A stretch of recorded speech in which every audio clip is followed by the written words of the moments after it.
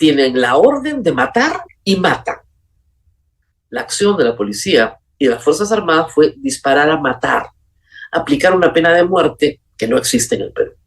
Y eso es lo que se denuncia en este informe nuevamente caso por caso. Recuerda al Estado peruano su obligación internacional de impedir discursos estigmatizantes. Empieza la agonía de Dina. Rosa María Palacios enfatizó que Amnistía Internacional encontró como eje en su investigación el racismo. Por eso su informe se titula Racismo letal, ejecuciones extrajudiciales y uso ilegítimo de la fuerza por los cuerpos de seguridad de Perú. Y es que han encontrado que las personas que han muerto no viven en San Isidro, sino que viven en las zonas más pobres y marginadas de nuestro país. Y todas tienen ascendencia indígena, personas que en su mayoría no participaban en las protestas y solo observaban lo que estaba pasando, las mismas que no tenían ni un arma ni una piedra en la mano cuando las mataron. Además, puntualizaron que estas personas fueron atacadas intencionalmente por la policía y militares, quienes les dispararon en cabeza y tórax con el propósito deliberado de matar. Por eso se habla de ejecuciones extrajudiciales y la aplicación de la pena de muerte, aunque en el Perú esta pena no exista, pues fueron agentes de seguridad que tenían la orden de matar a las personas en las protestas y lo hicieron. Órdenes que dieron desde el gobierno, por lo que es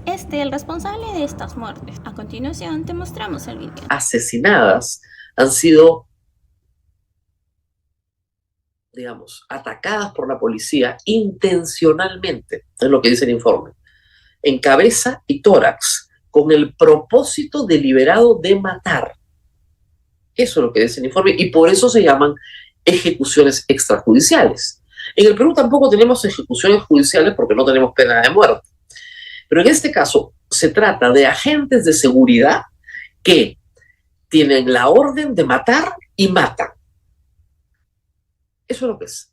Y matan en el contexto de una protesta, donde hay gente que efectivamente está desarrollando una actividad violenta que merece castigo penal. Es decir, una persona que destruye la propiedad pública o privada tiene que ser detenida, juzgada y condenada en un establecimiento penitenciario. Pero en este caso, la acción de la policía y de las Fuerzas Armadas fue disparar a matar, aplicar una pena de muerte que no existe en el Perú.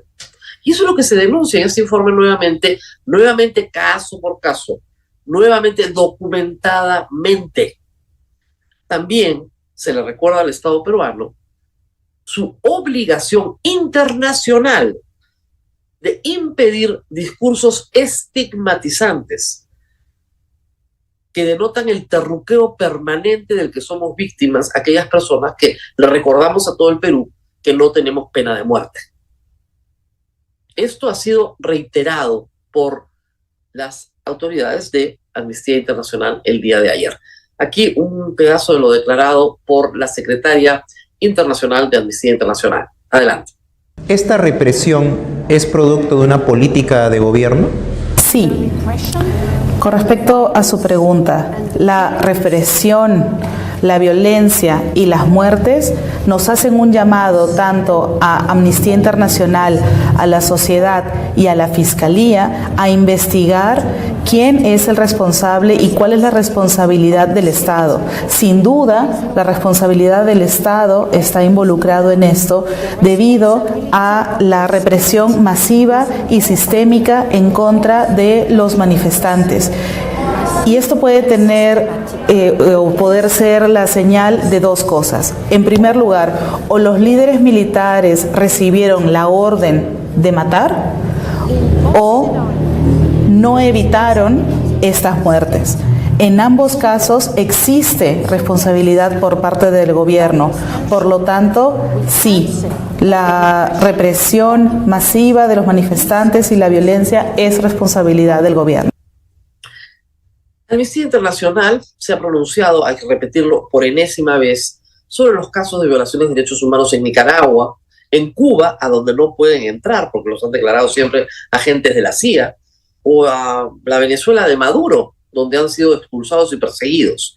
Amnistía Internacional no es una organización de izquierda, por si acaso, hay que decirlo. Y es una institución que tiene muchos años denunciando serias violaciones de derechos humanos en todo el mundo. Se sostiene con los aportes de 10 millones de personas que aportan económicamente al sostenimiento de la organización. Y sus informes son escuchados por el Alto Comisionado de Naciones Unidas y por la Comisión Interamericana de Derechos Humanos.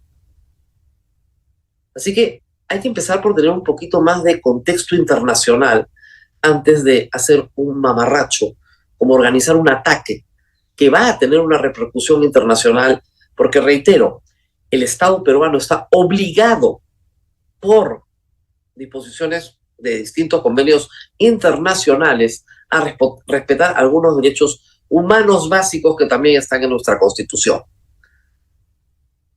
Hay que denunciar que es el gobierno el que está permitiendo que esto escale. La policía no hace nada, la fiscalía no hace nada. Y con esto tenemos que convivir día a día. Finalmente, una nota final de la República también. Congreso y gobierno de Boluarte cometen crímenes adicionales al minimizar los informes.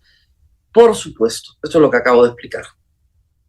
Al minimizar los informes, al decir que esto no existe, al decir que son casos concretos, que 5 meses no son nada, que las investigaciones son muy diligentes por parte de la Fiscalía, están minimizando los informes, están minimizando a las víctimas y a sus familiares que están peleando por ellos.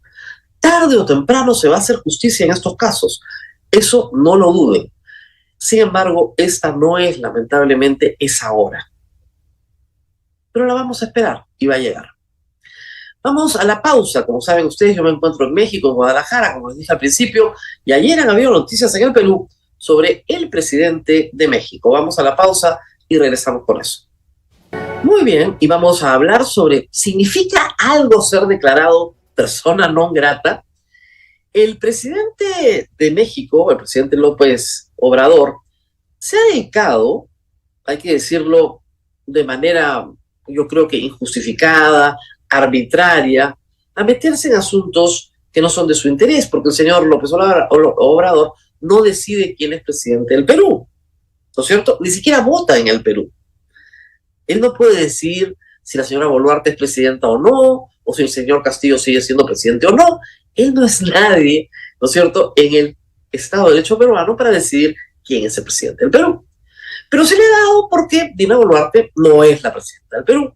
¿Y tú qué opinas del informe de la Amnistía Internacional? ¿Crees que tengan razón y el gobierno sea responsable de estas muertes? Déjanos tu opinión en los comentarios y comparte este video para ayudarnos a que esta información llegue a más personas.